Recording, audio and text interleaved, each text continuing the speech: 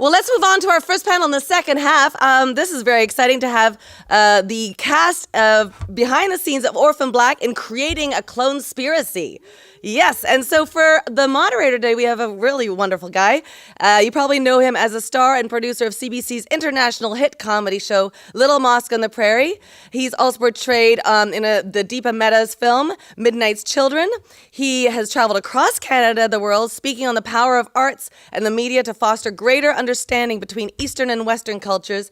And now he's managed to squeeze us in, and he's in the ever-changing industry of this amazing city.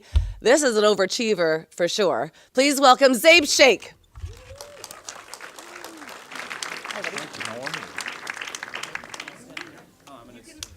I can sit down. All right. Wow, it's a big room. Enjoy. Love it. Tatiana's everywhere. Hey everybody, how are you? Thank you for joining us. Thank you, Naomi. What's up, Christian? Oh yeah, do it. We miss Tatiana.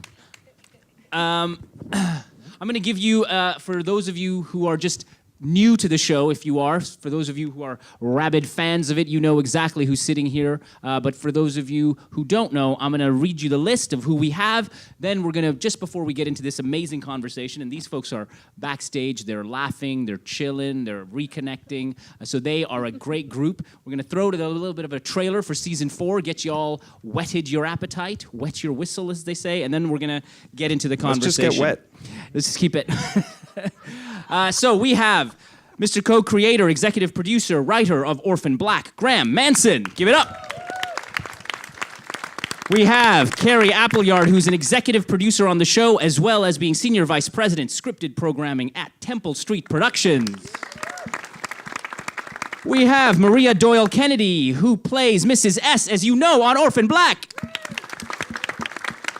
Ari Millen, Mark, Rollins, Rudy, Miller, he plays them all, Orphan Black. Chris Roberts, who's also a writer and co-producer on the show. And then Christian Brune, who plays Donnie Hendricks on Orphan Black. All right, we're going to have this conversation, but first, you want to see something on the screen. Hit it. Where the hell are you going? Back to the beginning of all this. Are you crazy? You can't be here. They're coming. They never tell me when things are bad, but I always know. Hey, wait! Hey, wait! Sarah. Sarah! I need you to tell me that Delphine is alive. Piss off! You killed Albus Leakey? Exactly. I have to tell my sister. I just want to blast something. Get out. Well, now I'm confused. Hey, who are you? You. Orphan Black, new season, new night, premieres Thursday, April 14th at 10 on BBC America. They're coming. Get caught up. Full episodes at Amazon Video, bbcamerica.com, and on demand. That accent's so cool. Woo! Exciting.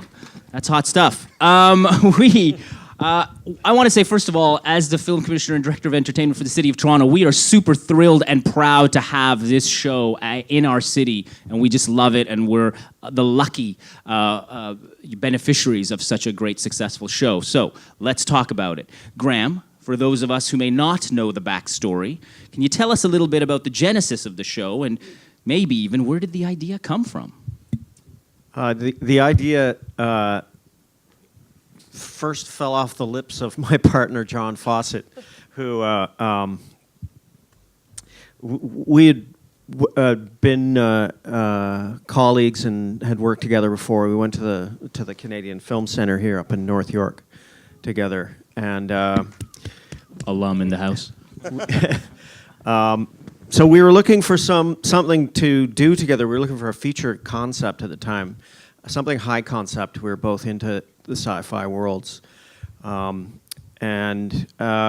John pitched the opening scene after, numerous attempts at figuring out what would be a cool movie. He pitched that opening scene where a girl gets off a train and she's ragged and on the run, and she looks across the tracks and she sees someone who looks exactly like her, and in that moment when their eyes meet, the doppelganger commits suicide. And from that moment on, we just were asking the questions: who was that? What happens next? And that really was sort of the same kind of thing that we wanted to create. We wanted to create something that you're in the first person's, right in the main character's shoes, that you're in a mystery. You don't know what's going to come at you next. We were really into that film Memento at the time. And actually, Orphan Black played with time travel, and it was a bad idea back when we were developing it. It's complicated enough. Don't add time travel. Like back to Roman times or something like that? John always wants to Ancient go to Rome? Roman times, yes. Yeah. He wanted the Togas and original to be sandals. from the future at one point. Yes, the original was going to be from the future. No. So that was the idea, and we got together and tried to create a story, and we had some great tent poles. We had our main characters, things that really survived, and then as a feature, we could never finish it. The story was too big. The mystery was too long. We couldn't wrap it up, so we ended up sort of shelving it for a while until. Lo and behold, the Canadian Film Centre phoned again. This time, instead of to say, come as a student, to come as an instructor to run the television writers program. Right. One component of it, which is where they throw the writers into a writer's room type situation. They bring in a showrunner who develops their own concept at the film center with a room full of young and impressionable minds. So it was the thing that really allowed us to beta test that. And probably, if you're writers and filmmakers, procrastination is your worst enemy. So it stopped us procrastinating and put this idea back on the table in front of us. And by the time we got through it, we had really sort of tested the concept. We had a pilot script, and from there it wasn't a very long trip to Temple Street. Nice, and let's talk about that. Actually, great segue. Thank you, Graeme. Kerry, how and when and what made, allowed, encouraged, inspired you and Temple Street to get involved, and what was that journey? Well, I think the beginning was I arrived from the UK in 2009, and I think my first job there was head of development, and so I just had to meet all the writers and the talent here, and I'd heard a lot about this Graeme Manson character, so I knew how to meet him and corralled him to come in for just a general meeting, and he just casually told me he was working on the show and what he'd been doing at the CFC, and he pitched me the opening that he's just pitched you now, and it kind of sent shivers down my spine, and we talked a lot about it, and he talked about how it would be a clone show, and he had a pilot script for it, and I think he went off to his cabin and disappeared for about 6 weeks, and I sent him multiple emails asking him to send me the script. And I finally got my hands on the script and read it and thought it was brilliant, and it was really challenging because I didn't know how we would do it. I thought obviously there was a worry at the core of it that if we didn't cast it properly and produce it properly, it could just be a gimmick. And it wasn't the easiest thing to sell either, but we were always up for the challenge, so we took it on, and we worked a lot with John and Graeme, and just kind of really kept refining the pitch, and then what we tend to do is internally develop things and then get them ready to pitch to broadcasters, and we did that and pitched it out to Canada, pitched it all out to the US. Nobody wanted it. And so, I think it sat in a drawer for about 4 months, and then BBC America were kind of opening their original programming again. I think it was 9 long months. Actually, I think I actually had a baby in between. Yeah. So then it must have I think been that at it least was definitely 9 months. 9 months then. Yeah. Unless you know something that the show is telling. I think I was pregnant when we were pitching it, and then I went off and had a 6-month maternity leave and came back, and then we actually gave the script to BBC America, which just was stars aligning, and they were on board, and then we actually got a home for it in Canada, and the rest is history. Yeah. There were further kind of ups and downs and roller coasters where people were in and out, and it fell down, and But also, you told a few lies, didn't you? When we've talked a few times about how it came, and I remember one time Graeme kind of saying, and I think it was only because you were a bit tired one morning, so you were being slightly more frank than you would normally be. But you said that they really wanted 5 years, and you're going, we know we only have 3, so we'll just sort of give them 3 and we'll kind of spoof our way through the last 2 in case it gets that far. Like, really, I thought those kind of things are hilarious and that people actually do them and get away with it. Boom. Yeah, it is all bullshit at that stage. Well, I think we always had, I think in the pitch document we had season 2 and beyond. I think we kind of mapped out to season 3. And we always knew there was a lot of story juice, but yes, there's still that element of bullshitting your way through it at that stage. Well, I guess it's probably going to change a lot, as you know, and obviously it has as we've gone from season to season. So you wouldn't necessarily, if you had a 4 or 5, it mightn't be true or real anyway by the time you get there. No, that's, yeah, absolutely. Although, you know, there's a bunch of big sort of tentpole ideas in the larger concept of the series that have existed all the way through. Stayed the same, yeah, and that haven't changed and stayed in the same position. The big kind of moments that kind of thrust you forward into the next season. You've always had those, and they've always kind of we've stayed. always had those. Yeah. And it was like, we knew we wanted an Ari before we knew Ari. There you go, Ari. We're going to get to the cast, of course, and this is meant to be a free-form conversation for these folks here, and we'll get to questions later on, absolutely, from the crowd. Want to stick with just on the creative process, however you want to call that word. Chris, you started, interestingly enough, in season 1 as a story coordinator. And then you began writing from the show, and now I get to introduce you as being one of the co-producers. So do you want to speak about that journey for someone who's coming in at one stage of the game and then sees themselves, becoming more integral to the process, actually? Well, Graeme mentioned the CFC where the show was developed. I was not in the year that Graeme developed the show in, but I was in, I think, 1 or 2 years after that. And immediately after graduating from the CFC and hoping that I would, of course, land something somewhere, I heard that this crazy new show had been picked up about clones. And I'm like, that's perfect. I absolutely love science fiction. It was the kind of thing that wasn't really being done in Canada at that time. I begged my agent to get me an interview. That was where I met Graeme. And he liked my script enough that he said, we can't let you write. But you can learn what it is like to work in a writing room right out of the bat and learn how a show works. And after that, I stuck with the show. I wrote my first television script in the 2nd season, episode 6, I think, which is the one where Tat and Helena run off into the wild and fart in tents. It's really awesome. Yeah. Behind the curtain with Chris. Yes. It's the one where we meet the guy who created the clones, the progenitor of the project. But yeah, it was an amazing process. I've learned a huge amount off this show. It's not just.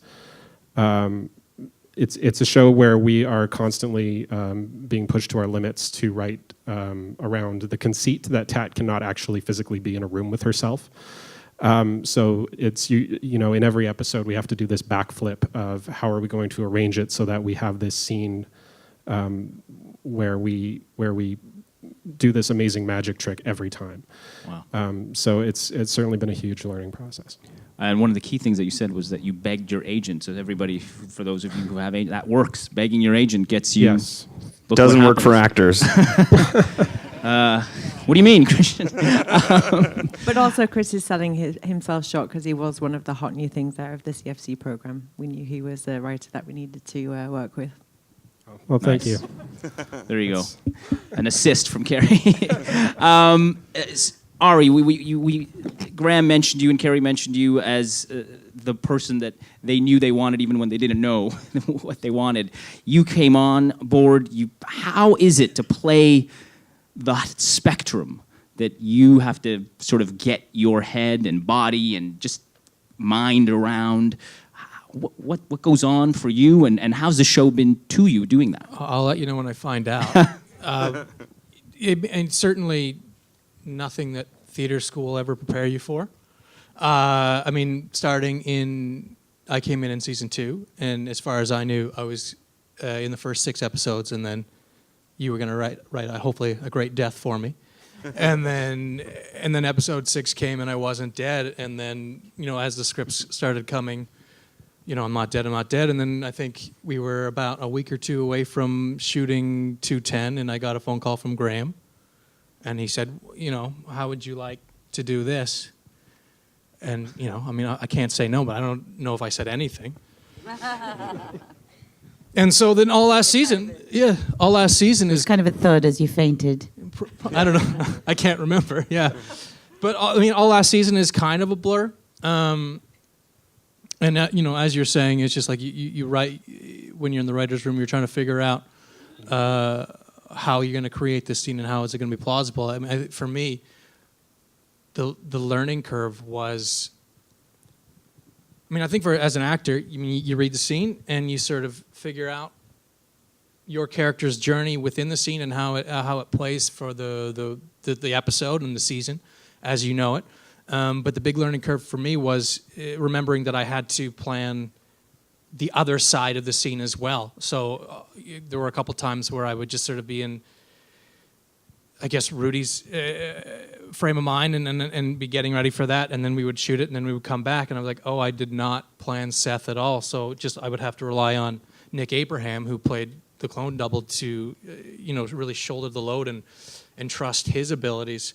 And from there, it's just like, I don't know, winging it, but with a great person to shadow and watch, right, with Tat. But also just trust the writing and trust in yourself, and I don't know.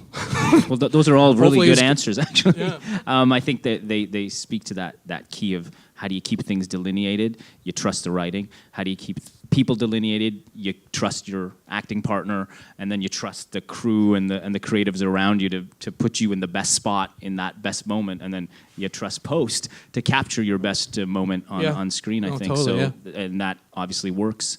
Maria, what about you? The journey of Mrs. S and your personal journey in the show. We were talking backstage about what you have to do to be part of the show.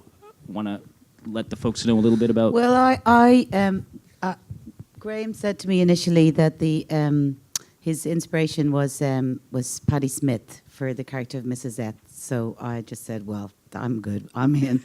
And originally she was written as the part was British. It was a British actor. And so when I read for it, I had a British accent. And then I came over and we were just talking outside the reading room, the first read through. And Graeme and John both said, I really like your voice. Is there any reason can she be Irish? So suddenly she was Irish then, which is great. But I travelled over and back for the first 2 years, and then all my family relocated with me last year and this year for 6 months, which has been interesting.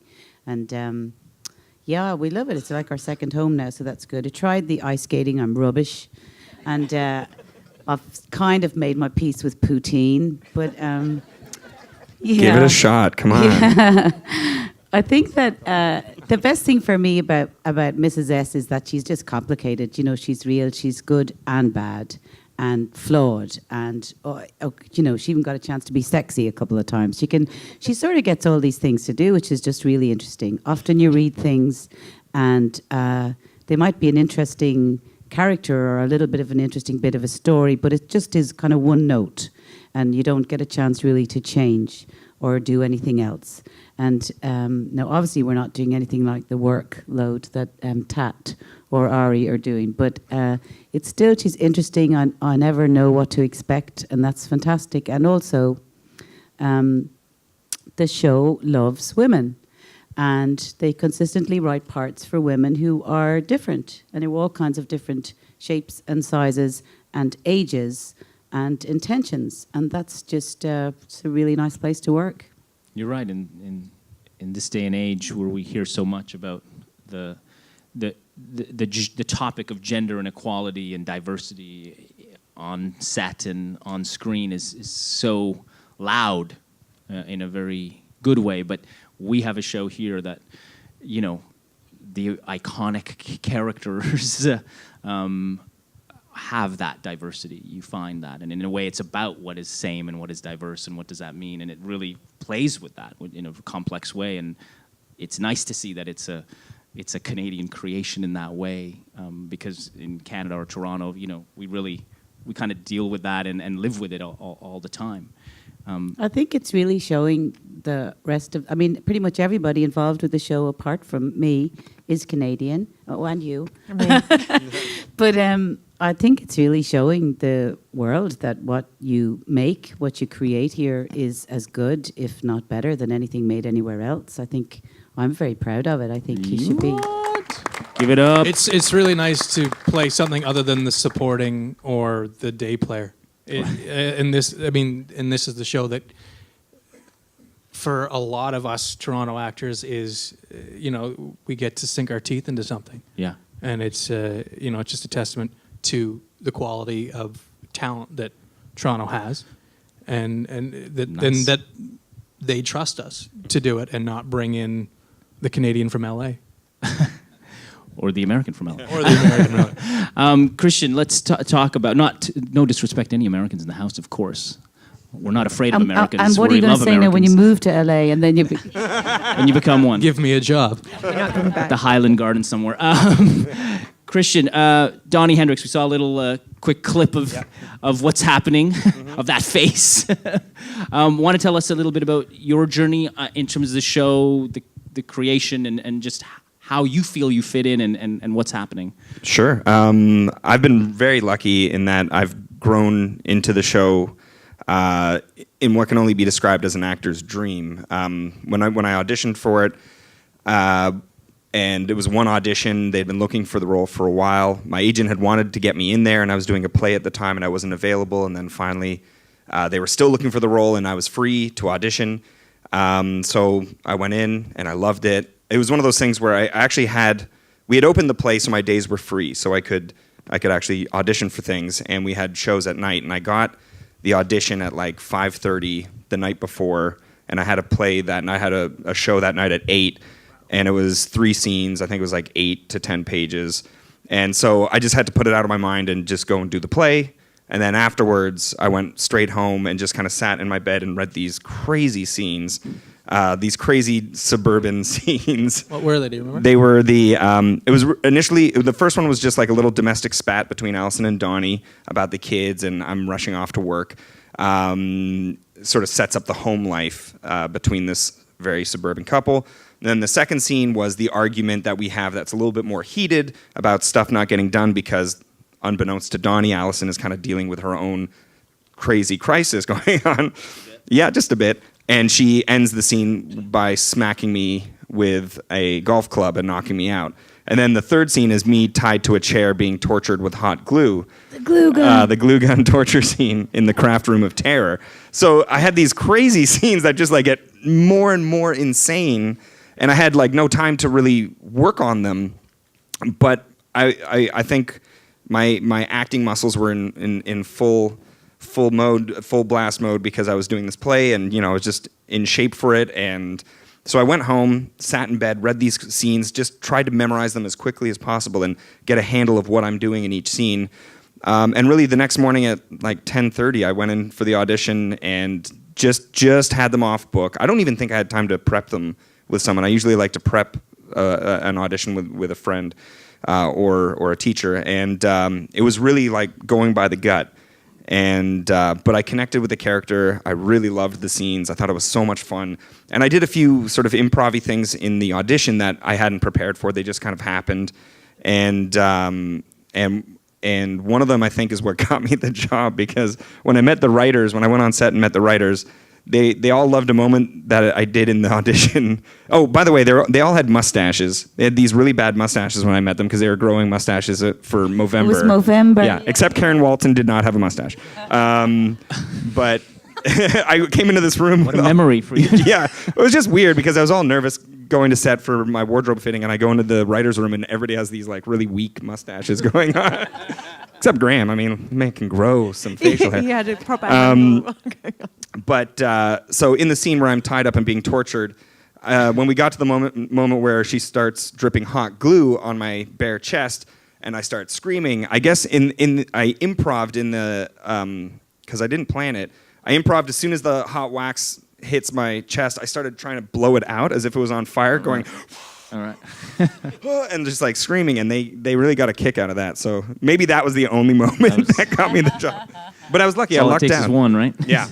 We had looked for a long time. We'd looked for a long time. Yeah, that's We'd true, gone yeah. out 5 or 6 times, and we were just giving up and going to go with someone we didn't really want. And then you came along.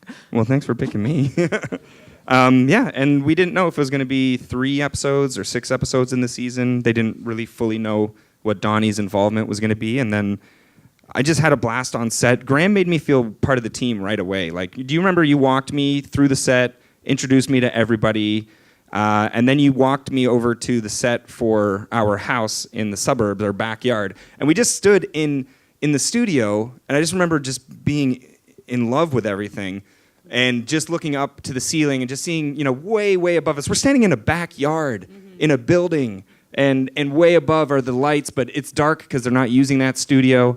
And I just stood on the back patio of this house with Graeme, and you just talked to me about the character and what's going on in the suburbs, and I just felt really at home immediately. And then, you start to feel like a part of a family, like I'd never felt really with another show, and then it just kind of grew from there. You did that for me as well. I've just remembered, and it's such a kind thing to do, actually. The first day that I arrived, Graeme as well walked me around all the different sets, and I remember I arrived in your house, and I was just like, I really want a craft room. I could just see these Everybody ribbons says everywhere. that. I know, you're just like, but something we were laughing about the thing, and I burst out laughing, and then realized that they were filming. And I was just like, cut to Maria gets fired before she's even shot anything. But that's a testament to the show and how the show is run and how we approach it, even as actors, and we're welcoming someone who's a day player or a guest star. It comes from the top, and it comes from Graeme and John and Tat especially. Yeah, absolutely. Because I've always been scared of showrunners. I'm not as much anymore, but I used to be so scared of them. They hold all the power, and you just like have these awkward conversations, and they're probably used to having actors come up to them and just trying to buddy with them so they get a better part or something like that. But I wish. But you know what? They make Note you to feel actors: welcome. be better buddies with showrunners. Or try Always. to be. But like we try and welcome people, and Tat sets that example. She does such a good job of just being open to everybody who comes on set, whether they're a one-line role or even a background performer or anybody. She is just gracious and warm and welcoming, and that's such a huge thing. And I think that's a Canadian thing, because I think we've worked with on American productions before where you have a number 1 or a number 2 on the show, and they just don't have any time for anybody, and they don't talk to anybody, and they just sit there on their phone, and it makes a weird, uncomfortable feeling on set, and that comes across in the scenes if everybody isn't connected and comfortable and relaxed and doing their best work. If you're creating an environment that's not good to work in, the end product on camera or on screen, the audience is going to pick up on it not being that good. Right. Something's off. There's no chemistry. Yeah, and I think that's further about acting, about what you were asking about preparing and things, Zaib. I mean, you prepare by learning your lines. Like, there's no excuse for showing up and not knowing what you're supposed to be saying, first of all. But after that, most acting is not acting. It's not acting alone. It's reacting. Whatever happens between the people who are in the scene together. So if you're closed to that, you're going to lose half of what's possible, at least half of what's possible, if not more. Yeah. We've heard the word suburbs, we've heard Canada, Canadian proud, we see cityscapes when we see the show. It's interesting for, I know, our team at the City of Toronto, at City Hall, to talk about what makes Toronto a desirable place, what makes a desirable place to shoot, and you get a lot of traditional answers and worries that Toronto always plays other cities. Well, let's be honest, when you go to New York or Chicago, frankly, shows that are being shot there are also, they're playing each other's cities. It's no one would ask New York, I don't think, or Chicago would never wonder or be worried about them playing another city and worried that they would lose their own identity. But in Toronto, in Canada, we always do, and yet whenever we talk to actors or executive producers or showrunners or that Toronto's such a valued place for the very fact that of congeniality and people are getting along and there's so much diversity. So can you guys, anyone or all of you, speak about what Toronto means to the show as a character? Is it a character, or how has it grown for you, or has it? Well, it's a great place for us to film, but it's an interesting story because obviously BBC America were very integral to, pushing the show forward, and we got our Canadian partner secondary. It was very important to the American broadcaster that actually it was a generic North American city at first, and it was only their second original program, and they really wanted it to compete on the world stage as a good show and not a good Canadian show. So we actually, in the first season, encountered a few kind of problems where we did have to really hide that it was Toronto. We weren't allowed to show the CN Tower. We had to recut some scenes to take out streetcars, Canadian money, etc. American money. We use American money. Yeah. And, could only show the money from the side. And we had to choose the 20s. Doing a back alley drug deal with only showing the money. Wait till you have women on the notes, then. They didn't want us to particularly name Canadian cities, etc., etc. And so it was and even say it was Canada. But then, of course, as the show succeeded in the second season, the cat was out of the bag, and that was part of its draw and part of its promotional kind of capacity as well, and why it was talked about. So they really kind of eased up on that afterwards. But we still don't actually say it's Toronto. Well, or do we? I mean, I don't think we now ever. we like, hey, can you just reframe it a little bit to get the CN Tower in there? All of those rules have gone. They so are. we've just, They really are gone. Yeah. Like we in the first year we celebrated when we snuck a streetcar into a scene. Yeah. Because they haven't noticed because they're actually just more interested in the drama on screen, not looking for Canadian. I think we name neighborhoods, but not the city. We talk about. So as things have relaxed, now we do have characters from Montreal, and we've named different suburbs, and we've now kind of crept in the Canadianness actually. So it's kind of changed. Nice. It's a development of the show, and it's a very Canadian concept. Relaxed is what you said, and that's a very Canadian thing. I feel like Toronto has gone through a few phases. Whereas in the 90s, it was very much playing New York a lot, playing Chicago, playing American cities. In the early 2000s, it was playing Toronto, and it was very obvious Toronto was stamped on everything that was coming out of here. And it was selling in the U.S. But I feel like now we've got to a point where we don't have to just preach our identity. We are finally learning who we are as a city, and we're just presenting it. We don't have to stamp it with Toronto everywhere.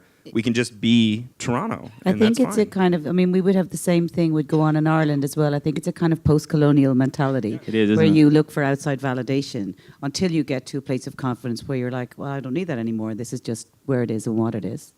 I think as an outsider coming in, I have found a great value in the welcome. I like it enough that I moved my whole family over here last year and this year, and the kids go to school, and I really appreciate the diversity and the safety of the city for me and my family. That's fantastic. But also think from filming here, what you mentioned earlier, one of you, that there's just an extraordinary pool of talented actors to draw from. I go to the theatre all the time when I'm here, and I'm constantly astonished at the incredible level of skill and performance that I see. And I keep meeting all these amazing people who rock up on the show, Tom McCannis and Kyra Harper, and yada yada. We could go on and on, but it's just so. Why would you not film somewhere where you have all those that amazing talent? Yeah. Maria knows more about Toronto than any of us does. Yeah, but it's true. She culturally took the city apart within her first year of being here. But I don't know if you remember, Graeme, but when we were actually presenting our package to BBC America and gunning for our green light, we really had to prove to them the depth of talent out of Canada, actually. And I remember doing lists and lists of proven and up-and-coming Canadians hidden around the world, and Canadians in LA, and just as part of the package, because we were educating them on the talent pool. And again, as a British producer coming here, that was one of my greatest surprises, was going to auditions for other projects that I was on. I just couldn't believe the standard of the acting here. It was brilliant. So I could genuinely kind of make that argument too, because I'd been so impressed. Perfect. But you've also taken chances with nobodies, like myself and like Ari, That's just because we didn't have any money. No, fair enough. Well, then I'm so glad about that. Wasn't about your audition, buddy. But that's the joy of the show, and I think it's been great that we have been able to get some kind of stunt casting in there as well, and get some names in there. But really, we've just always had the philosophy that we want to cast right for the role, and sometimes you're hamstrung if you go for a kind of named actor and you can't actually option them for the next season, and you can't tell the story you wanted to tell. And again, just the confidence over the years we've had with our broadcasters, they've let us do that now. I think at first they had a mandate; they wanted us to, and of course, for promotion of the show, they need something that's buzzworthy. Of course, yeah. But actually, the show kind of became the buzzworthy. Which is part of that's the greatest thing that a show can do is become its own selling feature rather than having any stunts. We're gonna about wrap up so that we can give these folks a chance to get at you. But I wanted to talk to again one or all, depending on how much time we have. But any memories from season 4 that you wanna drop here, or any, without spoilers, any sort of teasers that you want to let us know about? Anyone? Sure. It's funny. My best memory of this year was a crisis we had on set. We were all freezing out in the middle of a field, and Tat was just about to shoot a scene, and she came up to me and said, "I don't think this science thing makes any sense." And I said, "No, I think it's okay. It's okay." So she goes off, and about 5 minutes later, she comes back, and she's got our science consultant on the phone, and she says, "Your science consultant says it doesn't make any sense."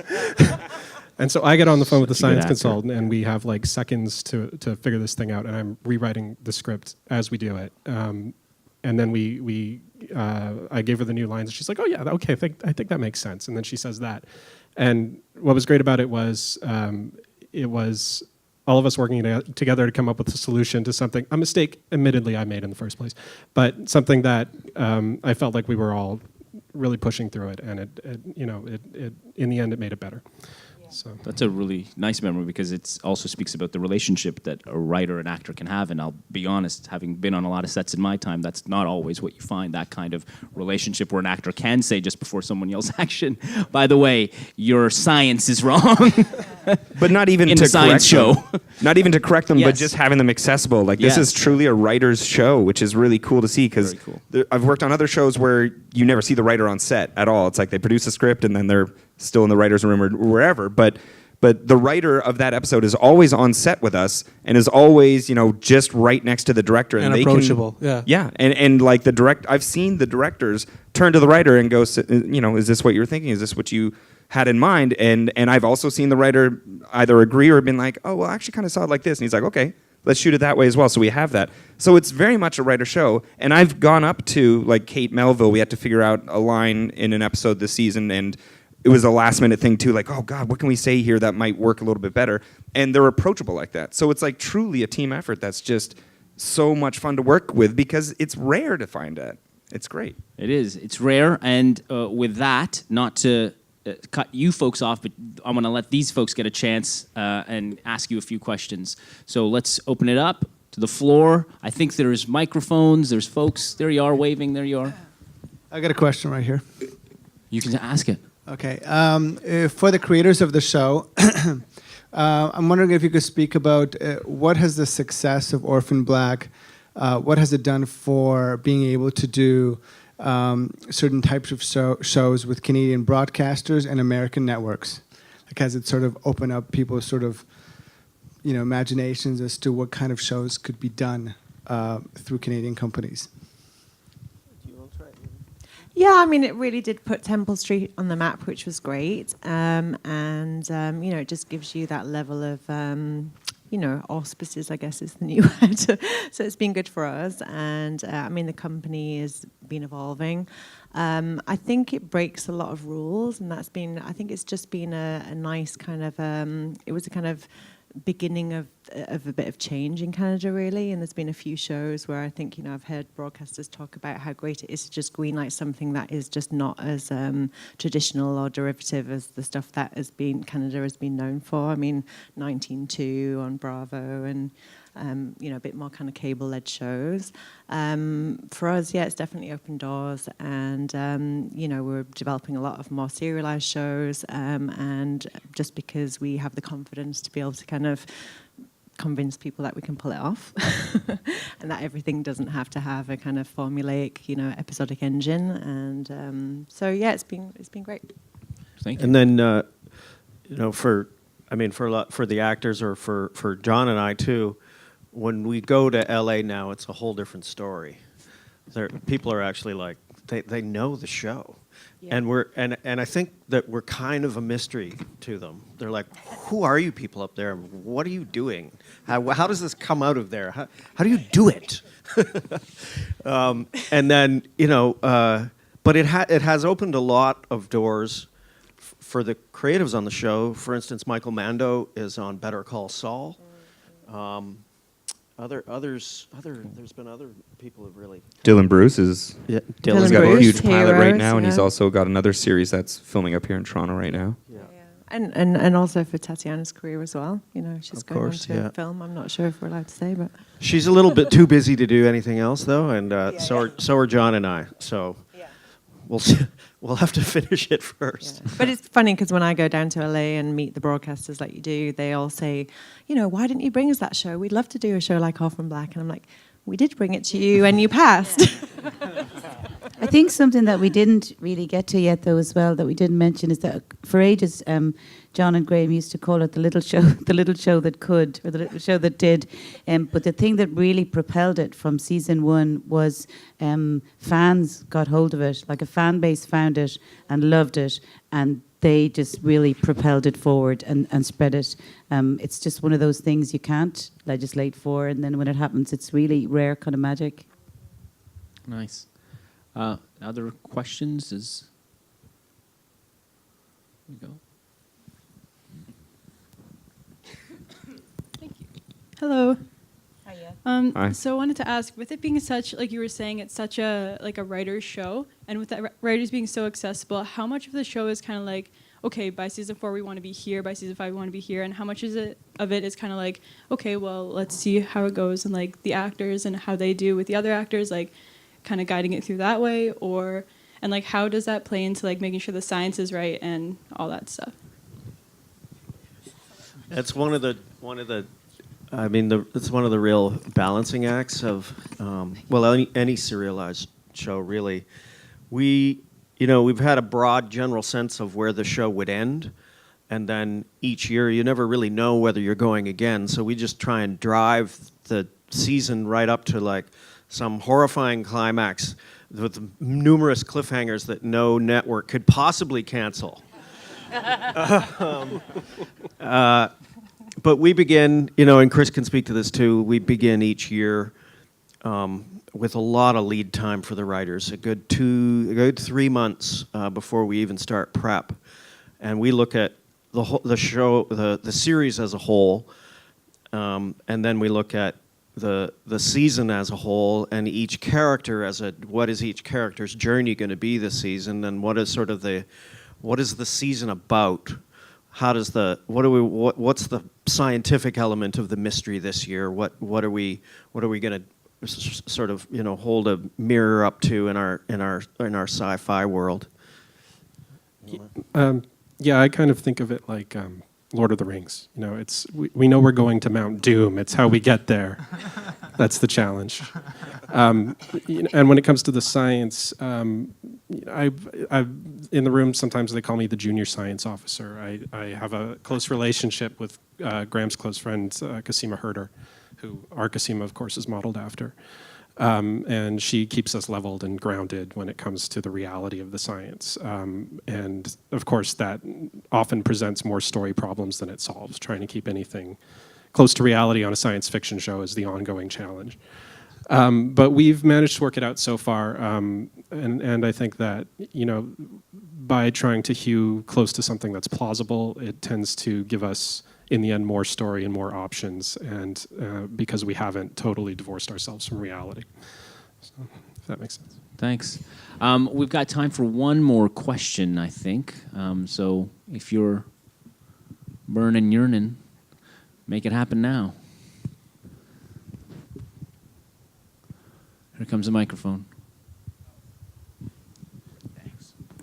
As far as the death ray aimed at an actor is concerned over the course of a season. How does an actor manage to get your finger off the trigger? Like, what is it? Is it the performance? Is it audience response? I can answer this one. I was supposed to kill Ari. Yeah, the mandate in season 2 was that Mark was going to die at the hands of Paul in episode 6. And of course, as Graeme said, we have lots and lots of lead time when we write. And of course, we were coming up with these stories before Ari had been cast, before a lot of these, but before we started seeing dailies and started shooting, and just the season was taking shape. And of course, as we got closer and closer to the day of Mark's death, we realized that this guy was too compelling, and we just, we wanted to keep him around. He was a really interesting, complicated villain.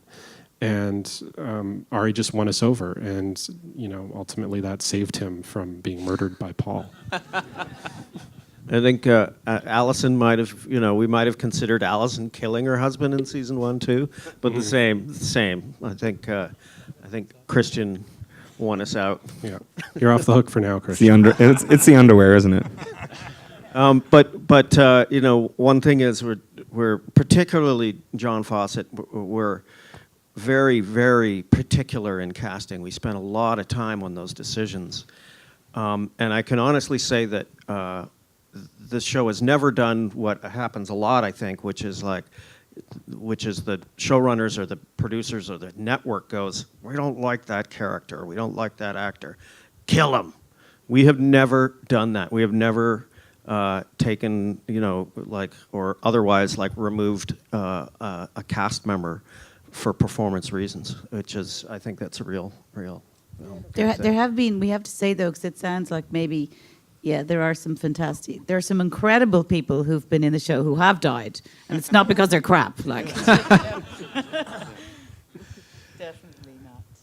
Listen, thank you very much, Graeme, Chris, Kerry, Maria, Ari, Christian, for this conversation. Having it with each other, with me, and I think with the audience has been a real treat, especially one as we celebrate Canadian Screen Week and all the success of this show, not only in Canada but around the world. It's been a real pleasure to speak to you. So thank you very much, and thank you all for coming. And here's to the hosts and sponsors too. Have a great Canadian Screen Week.